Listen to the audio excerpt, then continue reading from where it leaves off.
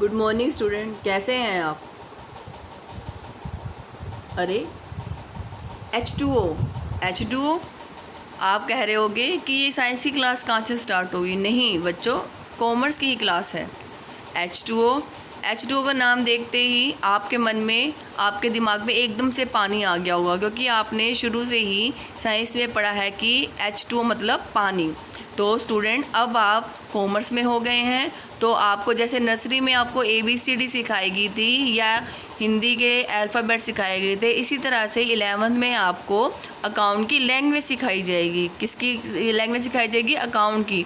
कि आप वो वर्ड, जैसे आपने H2O देखते ही आपके दिमाग में, माइंड में एकदम से पानी आ गया, इसी तरह से अकाउंट के वर्ड्स को देखते ही आपके मन में, आपके माइंड में उसकी डेफिनेशन आ जानी चाहिए। ठीक है, चलिए आज हम स्टार्ट करते हैं 11th का चैप्टर, आधारभूत लेखांकन शब्द, basic accounting terminology, Gurmeet Kaur PGT commerce. चलिए स्टार्ट करते हैं आधारभूत लेखांकन शब्द।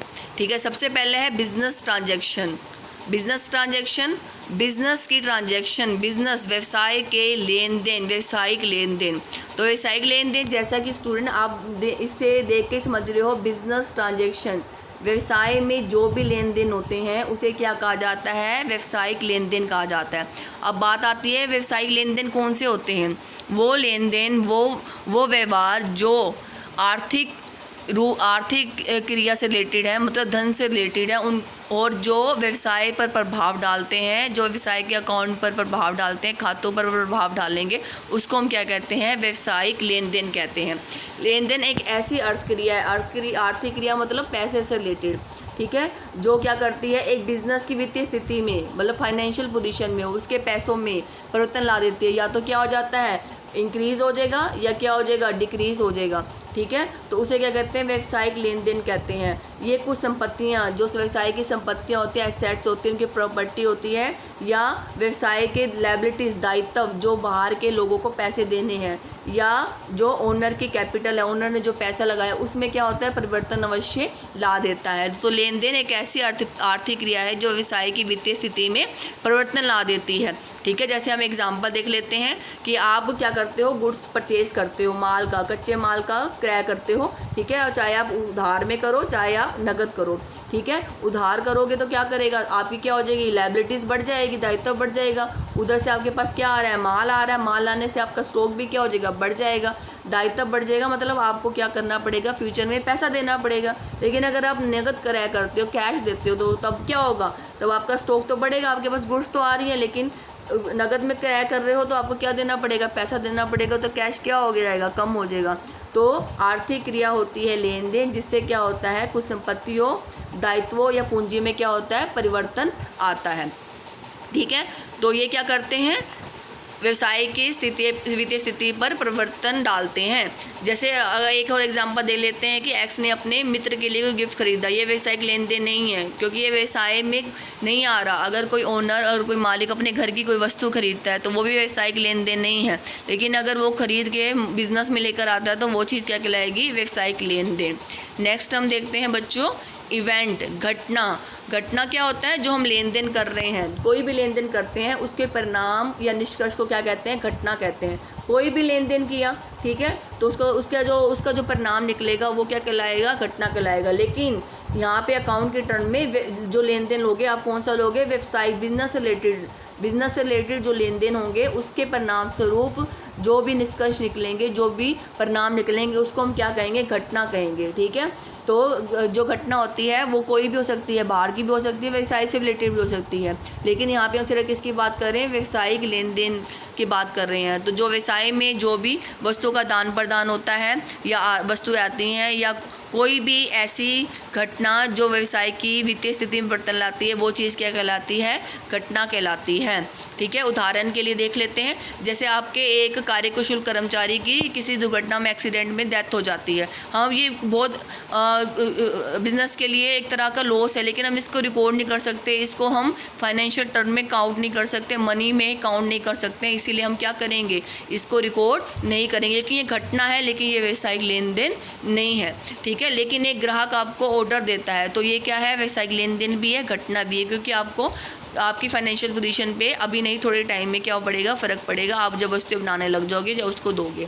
ठीक है, तो घटना क्या होती है, लेन देन का परिणाम। नेक्स्ट देखते हैं अकाउंट, खाता। खाता एक जैसे ट्रांजेक्शन को एक जगह रखना, वो क्या कहलाता है, खाता कहलाता है, अकाउंट कहलाता है। जैसे बच्चों आपकी अलमीरा होती है, ठीक है, आपके अलमीरा फादर की जो खाना होता है उसमें क्या करते हैं, उसमें ड्रायर में पापा के कपड़े होते हैं, मम्मी के ड्रायर में मम्मी के होते हैं और आपके ड्रायर में आपके होते हैं। इसी तरह से अकाउंट में भी क्या होता है, खाता होता है। एक जैसे ट्रांजेक्शन को एक जगह रखा जाता है, वो क्या कहलाता है, खाता कहलाता है। ठीक है, जैसे सपोज करो कि राम से हमारी कोई ट्रांजेक्शन हो रही है, उससे रिलेटेड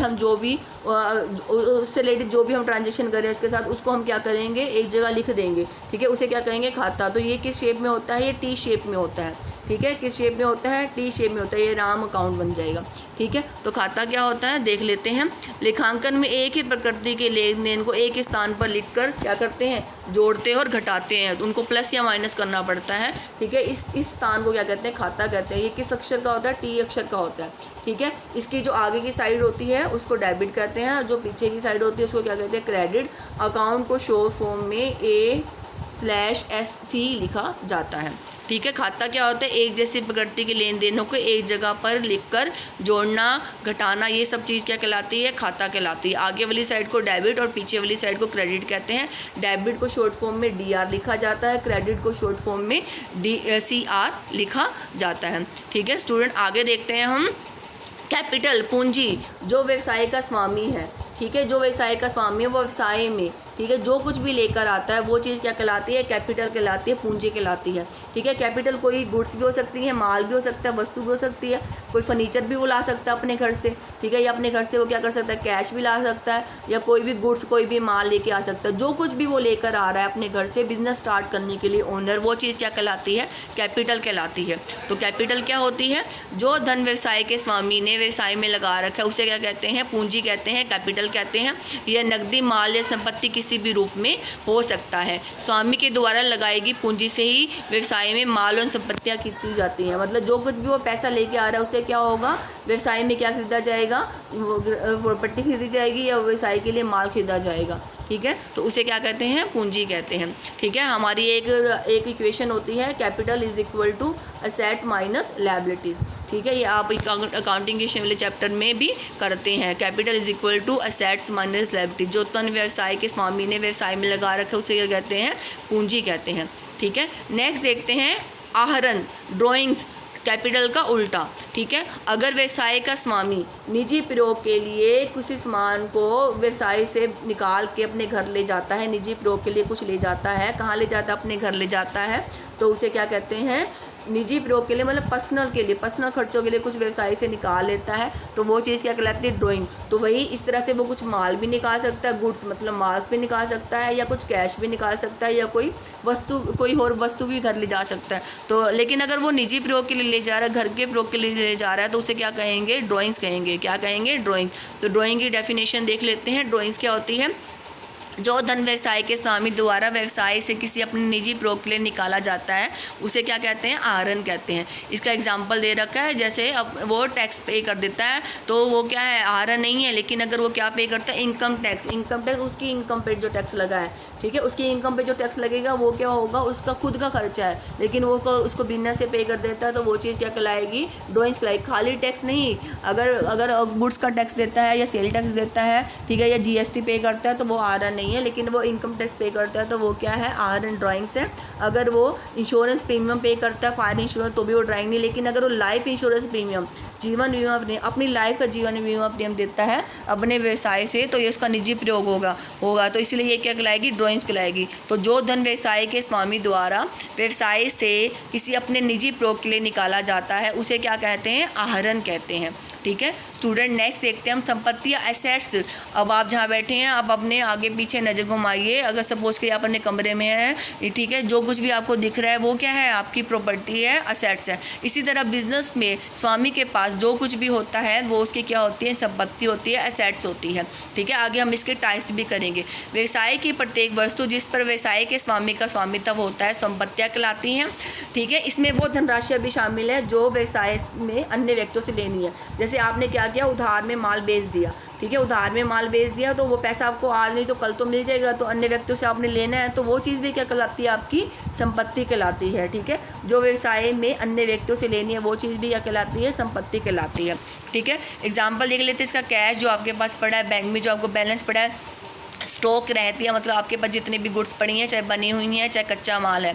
ठीक है, फर्नीचर, डेटर्स वही होते हैं जिनको आपने उधार में माल बेचा है। ठीक है, मशीनरी, आप पता ही होगा आपको, लैंड भूमि होती है, बिल्डिंग। ठीक है, ये सब चीज़ें क्या कहलाती है, एसेट्स कहलाती हैं। तो व्यवसाय की प्रत्येक वस्तु जिस पर व्यवसाय के स्वामी का स्वामित्व होता है क्या कहलाती हैं, संपत्तियाँ कहलाती हैं। ठीक है, अब टाइप्स ऑफ एसेट्स देख लेते हैं। ब्रॉडली हम दो तरीके से एसेट को बांट सकते हैं, एक फिक्स एसेट और एक करंट एसेट। ठीक है, फिक्स एसेट जैसे land, machinery, building. Current asset cash, bank balance, investment, inventory. अब इसके बारे में हम एक एक करके पढ़ेंगे। ठीक है, लेकिन हम फिक्स एसेट की जगह हम यूज़ करेंगे नॉन करंट असेट्स यूज़ करेंगे। ठीक है, चलिए अब देखते हैं फिक्स असेट्स क्या होती हैं या नॉन करंट असेट्स क्या होती हैं। आपको पिक्चर दिख रही होगी। ठीक है, मशीनरी है, लैंड है, फर्नीचर है, मोबाइल है, लैपटॉप है, कंप्यूटर है और व्हीकल है। तो ये सारी क्या है, फिक्स असेट्स हैं। तो अब देखते हैं नॉन करंट असेट या fix asset. Non current asset को गैर चालू संपत्तियां कहते हैं हिंदी में। ठीक है, फिक्स असेट जो आप कर रहे थे, गैर चालू संपत्तियां या नॉन करंट असेट्स वो हैं जो व्यवसाय में दीर्घकाल, लंबे समय तक प्रयोग की जाती हैं, जल्दी से ख़त्म नहीं होती है। उसको आप बेचने के लिए नहीं ले रहे हो, आप उसको सेल नहीं कर रहे हो। ठीक है, आप उसको रखोगे, बिजनेस में रखोगे, उससे प्रोडक्शन में हेल्प होगी, जो उत्पादन करने, प्रोडक्शन करने में, या आप गुड्स नहीं बना रहे, अगर कुछ सेवाएं बेच रहे हो। ठीक है, जैसे आप ट्रांसपोर्टेशन, आप कोई बस चला रहे हो तो वो आपकी सेवा होगी। ठीक है, कई बार आप गुड्स बनाते हो, उत्पादन करते हो, कई बार आप सेवा प्रदान करते हो। ठीक है, तो उसको उनके लिए उसके लिए प्रयोग की जाएंगी। वो व्यवसाय में बेचने के लिए हम उसको यूज़ नहीं करेंगे, हम खरीदने उसको बेच देंगे, हमने मशीनरी ली उसको बेच देंगे। ठीक है, वो नॉन करंट असेट नहीं कहलाएगी। ठीक है, नॉन करंट असेट्स कब होती है, जब मशीनरी खरीद रहे हो, आप प्रोडक्शन करोगे। कई बिजनेस वाले होते हैं वो शेयर क्या करते हैं, मशीनें खरीद के बेच देते हैं, तो उसके लिए वो नॉन करंट असेट्स नहीं कहलाएगी। लेकिन जब कोई प्रोडक्शन कर रहे हैं उस समय आप मशीन खरीदते हो, उसको बेचते नहीं, उससे उत्पादन करोगे आगे। ठीक है, जैसे सपोज करो आप शू मेकिंग कर रहे हो, शू मेकिंग कर रहे हो, बना रहे हो, आपकी फैक्ट्री है, तो आपकी फैक्ट्री में क्या है, आपने कई तरह की मशीनें रखी हुई हैं। ठीक है, वो आपकी क्या कहलाएंगी, नॉन करंट असेट्स कहलाएंगी। तो गैर चालू संपत्तियाँ क्या होती हैं, जो व्यवसाय में दीर्घकाल तक प्रयोग की जाती हैं। ठीक है, which help in production not for sale purpose. ठीक है, जैसे भूमि, भवन, मशीनरी, कंप्यूटर, फर्नीचर, व्हीकल आदि, इसको क्या कहते हैं, नॉन करंट असेट्स कहते हैं। ये सेल के लिए नहीं होती हैं, ये किस में हेल्प करती है, प्रोडक्शन में आपकी हेल्प करती हैं, तो ये क्या कहलाती है, नॉन करंट असेट्स। ठीक है, आगे हम इसके प्रकार कर लेते हैं। गैर चालू संपत्तियों को दो भागों में बांटा जाता है, एक होती है टेंजिबल असेट्स और एक होती है इनटेंजिबल असेट्स। क्या होती हैं गैर चालू संपत्तियों के दो प्रकार, मेनली कई बुक में इसके दो प्रकार दे रखे हैं, मूर्त संपत्तियाँ और अमूर्त संपत्तियाँ। ठीक है, यहाँ पे हम बात कर रहे हैं गैर चालू संपत्तियों की, लेकिन कई चालू संपत्तियाँ भी ऐसी होती है, आगे हम पढ़ेंगे, वो जो क्या होती हैं, मूर्त संपत्तियाँ होती है। लेकिन अभी हम उसको छोड़ देते हैं, अभी सिर्फ इस चीज़ को देखते हैं कि गैर चालू संपत्तियों के कितने प्रकार है, दो प्रकार है। ठीक है, एक कौन सा, मूर्त संपत्तियाँ टेंजिबल असेट्स, और एक क्या है, अमूर्त संपत्तियाँ इनटेंजिबल असेट्स। ठीक है, अब इन्हें करते हैं टेंजिबल असेट्स क्या होती हैं। टेंजिबल असेट्स क्या होती हैं, मूर्त संपत्तियाँ। ठीक है, वो संपत्तियाँ जिसको हम देख सकते हैं। संपत्तियों की बात हो रही है बेटा, असेट्स की बात हो रही है। ऐसी असेट्स, ऐसी प्रॉपर्टी बिजनेस की जिसे हम क्या कर सकते हैं, छू सकते हैं, देख सकते हैं, या जिनका फिजिकल एग्जिस्टेंस होता है, जो हमें दिख रही हैं। ठीक है, वो क्या कहलाती है, टेंजिबल असेट्स कहलाती हैं। जैसे कैश, बिल्डिंग, ठीक है, कैश हो गया, कोई भी इक्विपमेंट हो गए, कोई मशीनरी होगी। ठीक है, कोई प्लांट हो गया, मशीनरी की कलेक्शन को प्लांट कहते हैं।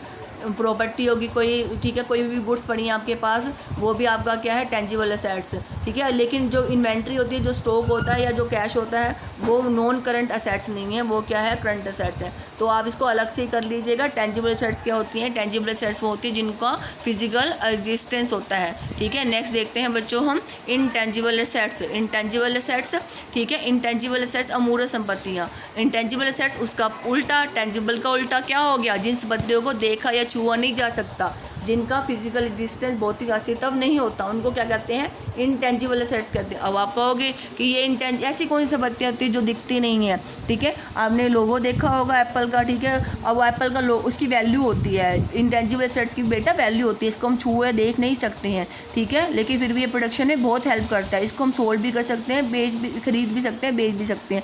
आप 12th में गुडविल का चैप्टर पढ़ोगे, ठीक है। तो अब क्या, जैसे अब एप्पल का लोगो है, अब वो जो लोगो जिस भी प्रोडक्शन, जिस भी गुड्स पे लग जाएगा, उसकी वैल्यू वो इंक्रीज़ कर देगा, क्योंकि वो अपने आप में ही क्या है, नाम है, ठीक है। तो वो अगर देखो आपके यहाँ पे 2 शॉप्स हैं, एक शॉप ज़्यादा चलती है, इसका नाम बहुत ज़्यादा है, ठीक है, और दूसरी शॉप इतनी नहीं चलती है, तो दोनों सपोज करो दोनों पे स्वीट बिकती है, मिठाइयाँ बिकती है। तो जिसका नाम है वो थोड़े प्राइसेस क्या लेता है, ज़्यादा लेता है। जिसका नाम नहीं है वो थोड़े उसके प्राइसेस क्या होते हैं, कम होते हैं। जिसका नाम है वो ज़्यादा प्राइसेस क्यों ले रहे हैं, क्योंकि उसकी गुडविल बनी हुई, रेपुटेशन बनी, उसका नाम बना हुआ है। तो नाम के किसी भी तरीके से नाम बन सकता है, तो अच्छी चीज़ बनाता है, क्वालिटी उसकी अच्छी होती है, उसके कारण से वो ज़्यादा पैसे ले रहा है। तो अब ये क्या है, दिखाई तो नहीं दे रहा ना, ठीक है। हम इसको क्या कर सकते हैं, हमने महसूस किया कि हाँ अभी इसकी वैल्यू है, वो ज़्यादा पैसे इसीलिए ले रहा है। तो इंटेंजिबल एसेट्स वो होती हैं जिनको हम देख नहीं सकते, छू नहीं सकते, इनका कोई फिजिकल एग्जिस्टेंस नहीं होता, लेकिन फिर भी क्या होती है, इनकी वैल्यू होती है, ठीक है। जैसे कोई आपने कंप्यूटर सॉफ्टवेयर बनाया, उसको आप बेचोगे, ठीक है, वो दिख नहीं रहा, वो एक कंप्यूटर पे चल रहा है, ठीक है, तो उसकी भी क्या है, वैल्यू है। तो यहाँ आपको एग्जाम्पल दे रखे हैं, आप थोड़ा बड़ा करके देख लीजिएगा, इंटेंजिबल एसेट्स के, गुडविल हो गया, कोई ब्रांड हो गया, कोई नॉलेज की चीज़ बनाते हो, ठीक है। आप बिजनेस स्टडी में आगे जाके चैप्टर भी पढ़ोगे 11th में, पेटेंट्स, ट्रेडमार्क्स। तो ये सब क्या होती हैं, अमूर्त संपत्तियाँ होती हैं नॉन करंट एसेट्स की, लेकिन ये दिखती नहीं है, लेकिन फिर भी क्या होता है, इनकी वैल्यू होती है, इनको हम मेज़र कर सकते हैं। किसे मेज़र कर सकते हैं, मनी की टर्म में हम इन्हें क्या कर सकते हैं, मेज़र कर सकते हैं। आगे है चालू संपत्तियाँ। तो असेट्स के 2 टाइप कर रहे थे हम, नॉन करंट और करंट असेट। तो बी पार्ट है करंट असेट। चालू संपत्तियाँ, नॉन करंट असेट्स क्या थी, जिसको हम दिख काल तक प्रयोग करते हैं, जिसको हम बेच नहीं सकते, ठीक है। चालू संपत्तियाँ, आगे चालू संपत्तियाँ क्या होती हैं, वो संपत्तियाँ जिनको हम विक्रय के लिए, सेल के लिए, या तो बना के उसको बेचेंगे, ठीक है, या खरीद के उसको बेच दिया, या 1 साल के अंदर हम उसको किस में कन्वर्ट कर देंगे, मनी में कन्वर्ट कर देंगे, कैश में, रोकड़ में कन्वर्ट कर देंगे, वो चीज़ क्या कहलाती है, चालू संपत्तियाँ कहलाती है। तो चालू संपत्तियाँ क्या हैं, वे संपत्तियाँ जिनको हम 1 साल के अंदर जल्दी से जल्दी कैश में कन्वर्ट कर सकते हैं, वो क्या कहलाती हैं, चालू संपत्तियाँ। कैश तो है ही, उसी समय आप किसी को दे सकते हो। डेटर्स, जिनको आपने उधार में माल बेचा है, उससे आप पैसा ले लोगे 1 साल के अंदर ही, 2-3 महीने के लिए आप उधार में माल बेचते हो। स्टॉक, जो गुड्स पड़ी हैं आपके पास, उनको क्या करोगे, आप बेच दोगे, तो वो जल्दी से जल्दी किस में कन्वर्ट, ये थोड़ा टाइम तो लगेगा, लेकिन फिर भी 1 साल के अंदर इसको आप कैश में कन्वर्ट करने के लिए प्रयास करोगे, ठीक है। बिल रिसीवर, डेटर्स के जिनसे हमने पैसा लेना है, उसके ऊपर हम बिल लिख देते हैं, ठीक है, वो बिल रिसीवर कहलाता है। आपका आगे चैप्टर भी है। प्रीपेड एक्सपेंसिव हम कैश में कन्वर्ट तो नहीं कर सकते, ठीक है, लेकिन फिर भी अभी से क्या मानते हैं, चालू संपत्तियाँ मानते हैं। प्रीपेड एक्सपेंसेस में क्या हो गया कि उसको हम, प्रीपेड एक्सपेंसेस का मतलब होता है पहले से कोई एक्सपेंसेस पे कर देना, ठीक है। जैसे आप मोबाइल में प्रीपेड रिचार्ज करवाते हो, ठीक है, जैसे सपोज करो आपको आपने रेंट दे दिया पहले से ही, ठीक है, तो आप अगले महीने तो नहीं दोगे ना, तो इसीलिए भी ये इसको कैश में तो नहीं कन्वर्ट कर सकते, लेकिन इसका ना आपका फ्यूचर में क्या करा, अभी आपने पे कर दिया, तो फ्यूचर में आप उसको कैश नहीं दोगे, तो ये कहलाएगा आपका चालू संपत्तियाँ, ठीक है। इसको हम क्या कहते हैं, फ्लोटिंग असेट्स भी कहते हैं, ठीक है, और चक्रीय संपत्तियाँ सर्कुलेटिंग असेट भी कहते हैं, क्योंकि पैसे से हम क्या करेंगे, गुड्स, फिर स्टॉक खरीदेंगे, स्टॉक से फिर हम प्रोडक्शन करेंगे, फिर हम उसे सेल करेंगे, ठीक है, वो सेल हो सकती है कैश में आए, या हो सकता है हमारे डेटर्स बढ़ जाए, तो इसीलिए क्या है, चक्रीय संपत्तियाँ भी इन्हें कहा जाता है। चालू संपत्तियाँ जो 1 साल के अंदर जल्दी से जल्दी कैश में कन्वर्ट हो जाती हैं। तो कौन कौन सी हैं, कैश इन हैंड, बैंक का balance, inventory, debtors, investment long term नहीं शॉर्ट टर्म, मार्केटेबल सिक्योरिटी जिसको हम जल्दी से जल्दी बेच सकते हैं, ठीक है, और हमारे क्या होंगे, प्रीपेड एक्सपेंसिव, ये सारे क्या कहलाते हैं, करंट असेट्स कहलाते हैं, ठीक है। अब देखिए करंट असेट और non current asset. Current assets के एग्जांपल्स, कैश, ठीक है, अकाउंट रिसीवेबल्स मतलब debtors plus BR, inventory, short term investment, prepaid expensive. Fix asset किसी भी तरह का जो कार होगी, किसी भी तरह का लैंड, कोई फर्नीचर, कोई बिल्डिंग, कोई मशीनरी। तो करंट असेट्स क्या है, जो हम 1 साल से कम समय में कैश में कन्वर्ट कर सकते हैं। और नॉन करंट असेट्स क्या है, जो हमारे पास लंबे समय तक बिजनेस में होती हैं, वो क्या कहलाती हैं, नॉन करंट असेट्स कहलाती हैं। अब आगे देख लेते हैं फिक्टिशियस असेट, नाम मात्र की संपत्तियाँ। नाम मात्र की संपत्तियाँ वो होती हैं जिन्हें हम रोकड़ में, कैश में तो कन्वर्ट नहीं कर सकते, ठीक है, लेकिन ना इनका भविष्य में कोई लाभ प्राप्त होता है, ये वास्तव में संपत्तियाँ नहीं होती। जैसे आपने एडवर्टीजमेंट पे खर्चा करा, आपने एडवर्टीजमेंट करी, वो आपको 4-5 साल तक करने की ज़रूरत नहीं है, ठीक है। अब आपने सपोज करो कि 5 लाख खर्चा कर दिया, ठीक है। आप सोच रहे हो कि 5 साल तक इसका बेनिफिट मिलेगा, इससे हमारी सेल इंक्रीज़ होगी। तो आप क्या करोगे, 5 लाख को बैलेंस शीट में दिखाओगे, उसमें से आप क्या करोगे, 1 लाख का खर्चा आप सोच रहे हो 5 साल में ख़त्म हो जाएगा हमारा ये खर्चा। तो 5 लाख को 5 से डिवाइड किया, 1 लाख हो गया। 1 लाख को आप P&L में दिखाओगे, 4 लाख बच गया।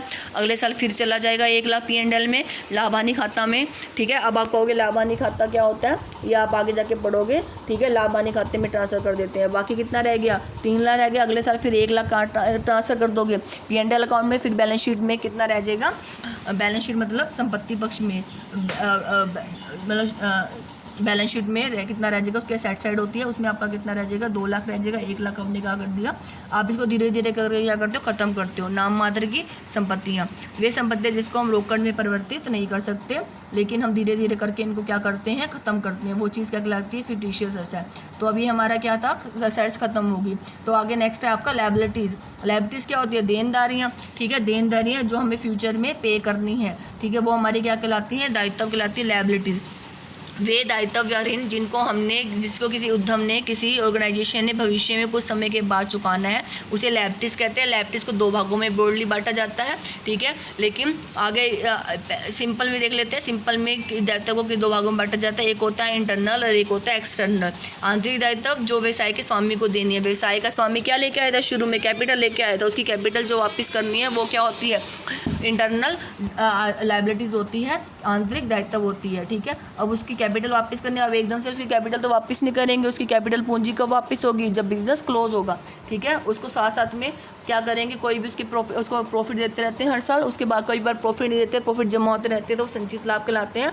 तो भविष्य में जब भी बिजनेस क्लोज होगा, ठीक है, जो हम मान के नहीं चलते, हम ये सोच कर चलते बिजनेस लंबे समय तक चलेगा, लेकिन जब भी बिजनेस क्लोज होगा तो जो ओनर ने कैपिटल लगाई है और जो उसके कोई लाभ पड़े वो संचित, उसको क्या कर दिया जाता है, वापस कर दिया जाता है। तो वो क्या होता है, इंटरनल दायित्व, ठीक है। एक्सटर्नल दायित्व क्या होते हैं, बाह्य दायित्व क्या होते हैं, जो बाहर के लोगों को देनी है, बाह्य पक्षकार को देने हैं, वो क्या कहलाते हैं, बाह्य दायित्व कहलाते हैं। जैसे हमने उधार में माल खरीदा किसी से, वो हमारे लेनदार होते हैं, ठीक है। हमने लोन लिया, कहीं से लिया, बैंक से लोन लिया, कहीं से भी लिया, या बैंक से हमने 1 साल से कम का विड्रॉल किया हुआ है, बैंक ओवरड्राफ्ट, ये वर्ड ये टर्म आपने सुनी होगी, ठीक है। वो चीज़ें क्या कहलाती हैं, बाह्य दायित्व। आंतरिक दायित्व जो व्यवसाय के स्वामी को पे करने हैं, और एक्सटर्नल दायित्व और बाह्य दायित्व जो बाहर के लोगों को पे करने हैं। वैसे ब्रॉडली हम लायबिलिटीज़ को 2 पार्ट्स में बांटते हैं। एक होता है नॉन करंट लायबिलिटीज़, जैसे कि हमारी एसेट्स थी नॉन करंट एसेट, और करंट लायबिलिटीज़ वो हमारी एसेट्स में क्या था, एसेट्स में भी यही था, non current liability, non current assets और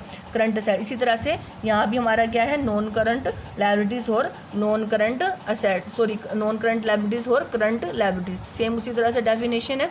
नॉन करंट लायबिलिटीज़ गैर चालू दायित्व क्या होते हैं, जिनको हमें 1 साल के बाद, लंबी समय के बाद चुकाना है, 1 साल के अंदर नहीं चुकाना, ठीक है। वो क्या कहलाते हैं, गैर चालू दायित्व कहलाते हैं। जैसे आपने कोई लंबे समय का लोन लिया हुआ है, ठीक है, ये आपके डिबेंचर्स हैं। डिबेंचर्स टर्म आप 12th में पढ़ोगे, ठीक है। डिबेंचर्स एक तरह का लोन लेने के कागज़ होते हैं, ठीक है। उसको जो पे करते हो आप मेनली 7 साल के बाद ही होते हैं, ज़्यादातर 7 साल के ही ऋण पत्र होते हैं। तो जो आपको 1 साल के बाद चुकाना है वो आपका क्या कहलाता है, गैर चालू दायित्व कहलाता है, ठीक है। नेक्स्ट है आपका चालू दायित्व। लायबिलिटीज़ के पार्ट कर रहे थे ना, मेनली 2 ही होते हैं, कौन से, नॉन करंट लायबिलिटीज़ और करंट लायबिलिटीज़। करंट लायबिलिटीज़ जैसे हमने करंट एसेट में किया था, ठीक है। क्या होते हैं करंट लायबिलिटीज़, जिसको हमने 1 साल के अंदर ही चुकाना है। जैसे आपने क्या किया, बैंक से आपकी लिमिट बनी हुई है, बैंक से ज़्यादा विड्रॉ कर सकते हो, ठीक है। तो आपको 1 साल के अंदर चुकाना है, ठीक है। अपने क्रेडिटर उसे उधार में माल लिया, वो अपने क्रेडिटर लाते हैं, उनको अपने 1-2 महीने में चुकाना होता है। अगर आप चुकाते नहीं तो आपके ऊपर वो क्या लिख देते हैं, बिल्स लिख देते हैं। बिल्स भी आपको 1 साल में 3 महीने के लिखे जाते हैं, 4 महीने तक भी हो सकते हैं, लेकिन मेनली 3 महीने तक की होते हैं, ठीक है। वो आपको चुकाने होते हैं। कोई भी शॉर्ट टर्म लोन्स ले रखा है वो आपको चुकाना होता है। करंट लायबिलिटीज़ क्या होती है, bank overdraft, creditors, bills payable, short term loan, कोई भी आपने एडवांस ले रखा है, ठीक है, 1 साल से कम का, या आउटस्टैंडिंग एक्सपेंसेस। अब आउटस्टैंडिंग एक्सपेंसेस क्या होते हैं, प्रीपेड क्या थे, एसेट्स थी।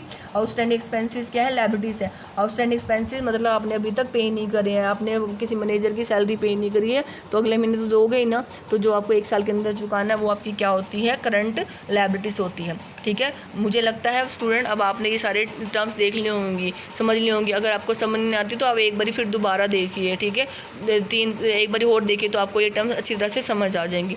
Thank you very much.